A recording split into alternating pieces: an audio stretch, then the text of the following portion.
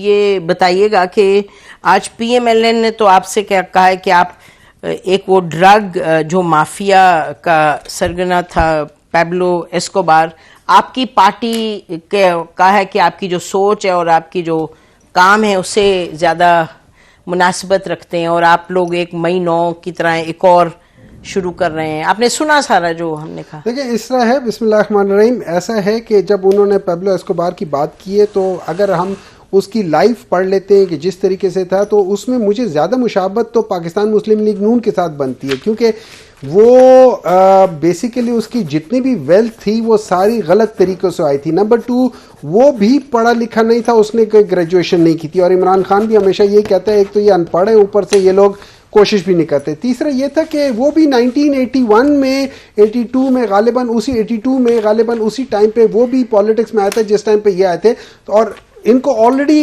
लोग Sicilian mafia की बात कर रहे थे, तो सिसिलियन माफिया बेसिकली ये सारे एक ही वक्त के सारे हर जगह पे उस लिहाज से थे। हैविंग सेड दैट थिंग, देखिए इन लोगों ने जिस चीज़ों के ऊपर ये बात कर रहे थे ना, जो असल चीज़ जिससे ये सारा जो एरप्ट हुआ है वो उस कमिश्नर की बात हुई थी।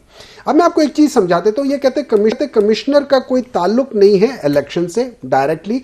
कितनी तस्वीरें ऐसी हैं जहां पे वो कमिश्नर जो था वो जाके इलेक्शन के जो प्रोसेस हो रहा था वहां पे जो आरओज बैठे हुए थे, वहां पे जो बाकी लोग बैठे थे, वो जाके उनको देख रहा था। नंबर 2, मैं एज एन आरओ हूं, मैं डिप्टी कमिश्नर हूं, मुझे बता दिया गया है कि अब मैं हवाले हो गया हूं इलेक्शन कमीशन के हवाले, फेयर इनफ। लेकिन ये मत भूलिए कि मैं एज डिप्टी कमिश्नर या असिस्टेंट कमिश्नर में स्टिल कमिश्नर के अंडर आता हूं।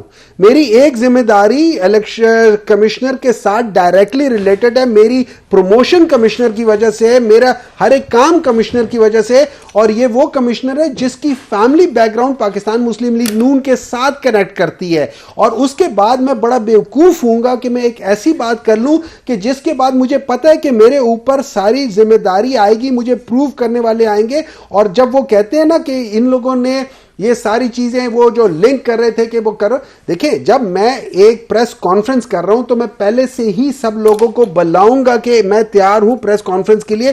तो उसमें अगर प्रेस वाले आ रहे हैं तो मीडिया वाले, सोशल मीडिया वाले, सबको पता चल रहा है। सेनेटर साहब, सवाल तो कुछ और है, क्योंकि उन्होंने सवाल ये कि उन्होंने ये कहा है कि आप लोग जो हैं आपने आरओज वगैरह की तस्वीर सोशल मीडिया पे लगाई हैं, उनकी फैमिलीज की लगाई हैं, और इसका मकसद ये है कि उन्होंने कहा कि उससे उनकी फैमिलीज की और आरओज की जिंदगी जो है वो खतरे में पड़ती है। उन्होंने तो ये कहा है, इसकी जरा मुझे वजाहत कीजिए। देखिए सबसे पहले बात यह है कि अगर जनरली देखा जाए तो इस किस्म की चीजें नहीं होनी चाहिए। अगर जनरली देखा जाए तो किसी के घर में घुस के उसकी माँ बहनों को उठाना नहीं चाहिए। अगर जनरली देखा जाए तो किसी की चादर और चार दीवारी की पामाली नहीं होनी चाहिए। स्पेसिफिकली भी आप कह रहे हैं? मैं दोनों में बात करूं ना, मैं मतलब मैं सिर्फ इस रिकमेंड के अलावा मैं वो भी कह रहा हूं जो इन लोगों ने किया है, जो इनकी हुकूमत में इनके अंडर हो रहा था और आज भी हो रहा है। आज भी लोगों को उठाया जा रहा है, आज भी उनकी अगर वो बंदा नहीं मिलता तो उसके घर में घुस के उसकी वो तो केयर टेकर गवर्नमेंट है, पीएमएलएन तो नहीं है। वो केयर टेकर गवर्नमेंट पीएमएलएन की गवर्नमेंट है। हर वो चीज जो पीएमएलएन कर रही थी वो कंटिन्यू कर रहे हैं।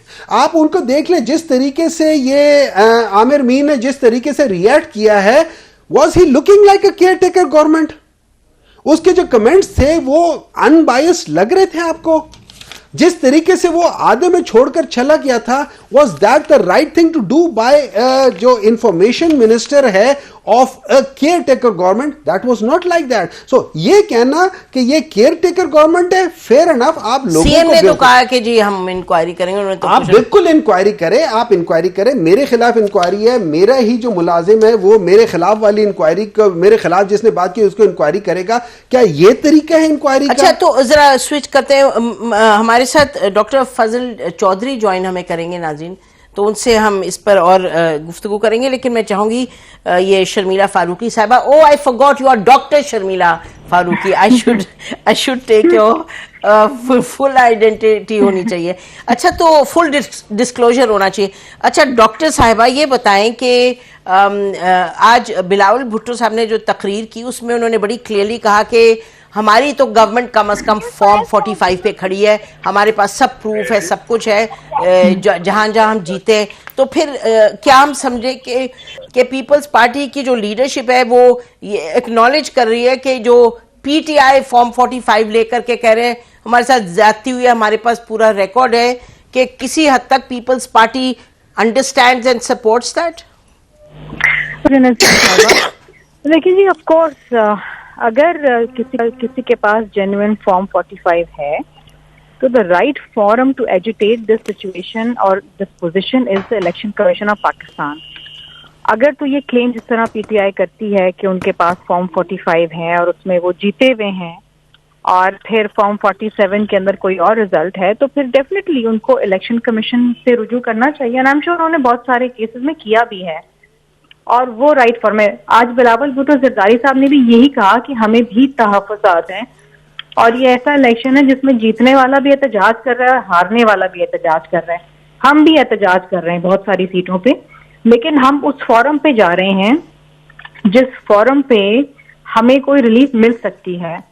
अब यहाँ पर तो एक अजीब ही माहौल पैदा हो गया है कि हारे आप खैबर पख्तूनख्वा में हैं, धरना आप सिंध के अंदर दे रहे हैं। एक अजीब ही माहौल है। देखिए, सिस्टम को आगे चलना चाहिए। इलेक्शंस हो गए, पाकिस्तान की तारीख के सबसे महंगे इलेक्शंस हुए, जैसे भी हुए, लेकिन हो गए। अब आपके पास क्या रेमेडीज अवेलेबल है? आपके पास रेमेडी ये अवेलेबल है कि अगर आपको कहीं पर रिजर्वेशन है, एहतजाज है, तो आप सही फोरम पे जाके उसको एग्जॉस्ट करें। अदालतें भी मौजूद हैं और आला अदलिया भी मौजूद है, सो गो देयर। और ये हमेशा हर इलेक्शन में होता है। मैं तो ये कहूंगी नसीम साहिबा कि अगर 2018 में जब सारी जमातों को सिवाय पीटीआई को ये एतराज था कि आरटीएस बैठ गया, ये भी एक तारीख का हिस्सा है ना कि आरटीएस बैठ गया, उस दौरान क्या हुआ? वो पूरा इलेक्शन मुतनाज़ा हो गया। ठीक है, बहुत सारी चीजें हुई। अगर इमरान खान की हुकूमत उस वक्त तहरीक इंसाफ के सरबराह थे और इंसाफ की बात करते थे, इन्वेस्टिगेट करवा लेते और इन्वेस्टिगेशन के बाद जो जिम्मेदारान है उसको अकाउंटेबल कर देते, तो आज ये माहौल ना होता कि ईएमएस बैठ जाता। तो इस पाकिस्तान की तारीख में तो हमने यही देखा है कि जी ये इलेक्शंस हो जाते हैं, एहतजाज शिकायत होती है, मुतनाज़ा इलेक्शंस होते हैं, लेकिन आगे चलते हैं। इमरान खान तहकीकात करवा लेते, वंस एंड फॉर ऑल एक चीज सेटल हो जाती है, लेकिन उन्होंने भी पॉइंट वेल मेड जी, बिल्कुल ठीक।